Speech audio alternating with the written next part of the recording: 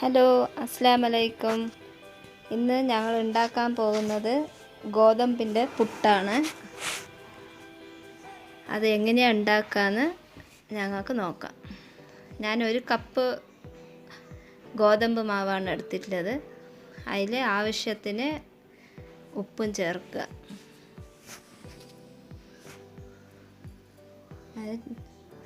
അതിനുശേഷം ഇളം ചൂട് വെള്ളമാണ് എടുത്തിട്ടുള്ളത്. അത് കുറച്ചായിട്ട് ഒഴിച്ചിട്ട് ഒന്ന് നന്നായിട്ട് ഇളക്കി കൊടുക്കുക. ഒരു കട്ട പിടിക്കുന്ന മാതിരി ഉണ്ടാവണം വെള്ളം ഒഴിച്ച് കൊടുക്കുമ്പോൾ. ഞങ്ങൾ അരി പുട്ടുണ്ടാക്കുന്ന പോലെ ഉണ്ടാവില്ല, കുറച്ച് കട്ട പിടിച്ച മാതിരി ഉണ്ടാവും. അത് നല്ല ഫോർക്കാ സ്പൂണോ മറ്റും വെച്ചിട്ട് നന്നായി ക്ലീനായിട്ട് കുറച്ച് വെള്ളം ഒഴിച്ചിട്ട് ഇളക്കി കൊടുത്തോണ്ടേ ഇരിക്കുക. വെള്ളം എല്ലാ സ്ഥലത്തും ആവുന്ന മാതിരി നന്നായിട്ട് ഇളക്കി കൊടുക്കുക. അപ്പോൾ ഇങ്ങനെ കട്ട പിടിച്ച മാതിരി ഉണ്ടാവും. അതിന് ശേഷം നമുക്ക് വലിയ ഒരു ജാർ എടുക്കാം മിക്സീൻ്റെ. എന്നിട്ട് കുറച്ചായിട്ട് പൊടി ഇട്ട് കൊടുക്കുക. ഫസ്റ്റ് കുറച്ച് പൊടി ഇട്ടിട്ട് ഒന്ന് അടിച്ചു കൊടുക്കുക. വെള്ളമൊന്നും ഒഴിക്കാൻ പാടില്ല, വെറും പൊടി മാത്രം. എന്നിട്ട് പിന്നെ അതിൻ്റെ കൂടെ തന്നെ കുറച്ച് പ്ലെയിൻ ആട്ടയും ഇട്ട് കൊടുക്കുക. അതിൽ കുറച്ചായിട്ട് പ്ലെയിൻ ആട്ടയും ഇട്ട് കൊടുത്തിട്ട് ഇങ്ങനെ അടിക്കുമ്പോൾ ഇങ്ങനെ ലൂസായിട്ട് കിട്ടും. ഞങ്ങൾക്ക് നല്ല സ്മൂത്തായിട്ട് ഇങ്ങനെ പൊടിയായിട്ട് കിട്ടും.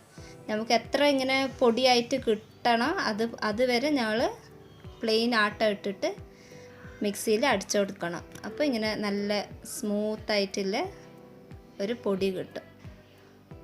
നല്ല സോഫ്റ്റായിട്ടുണ്ട് പൊടി. അതിൽ ഞങ്ങൾ തേങ്ങ ചെറിയത് ചേർത്ത് കൊടുക്കുക. ഞങ്ങൾ എത്ര തേങ്ങ അധികം ചേർക്കുന്ന അത്രക്കും ടേസ്റ്റാണ്. ഗോതമ്പ് പുട്ടിന് നല്ലോണം തേങ്ങ ഇട്ട് കൊടുക്കണം.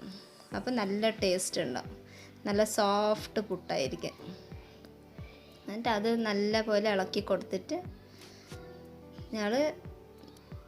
ഞാനിപ്പോൾ ചിരട്ട പുട്ടിൻ്റെ പാത്രമാണ് എടുത്തിട്ടുള്ളത്. അതിൽ ഫസ്റ്റ് തേങ്ങ ഇട്ട് പിന്നെ അതിൻ്റെ മേലെ പൊടി ഇടണം.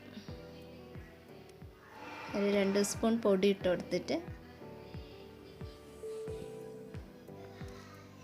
അതിൻ്റെ മേലെ കുറച്ചും കൂടെ തേങ്ങ പീര ഇട്ട് കൊടുക്കുക.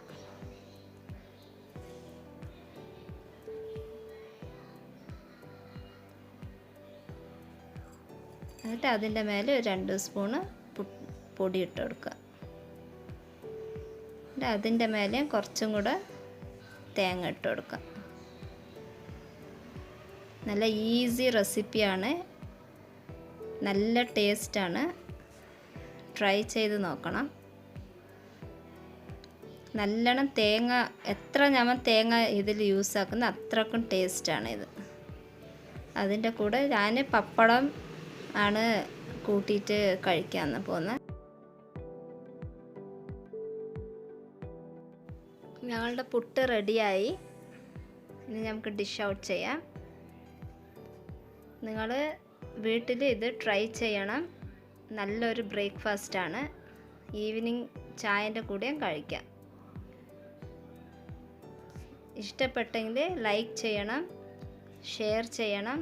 സബ്സ്ക്രൈബ് ചെയ്യാത്തവരുണ്ടെങ്കിൽ സബ്സ്ക്രൈബ് ചെയ്യണം.